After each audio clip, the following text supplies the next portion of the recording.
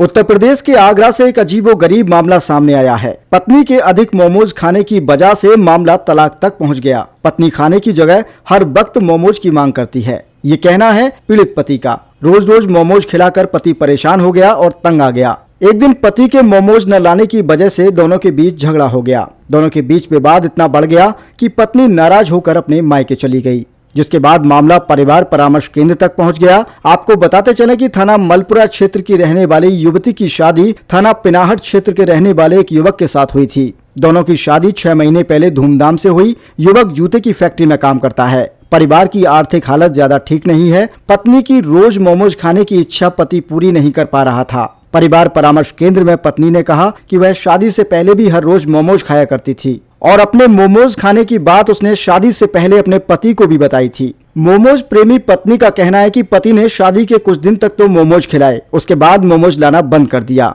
मोमोज न लाने के कारण झगड़े शुरू हो गए और इस वजह से पिछले 2 महीने से वह मायके में रह रही है। पीड़ित पति का कहना है कि कभी कभी काम से आते हुए उसे देर हो जाती है। याद न रहने की वजह से मोमोज नहीं ला पाता हूँ। परिवार परामर्श केंद्र के काउंसलर डॉक्टर अमित गौड़ ने बताया कि पति पत्नी को काफी समझाया गया और पति को हफ्ते में 2 बार मोमोज खिलाने की बात कही गई है।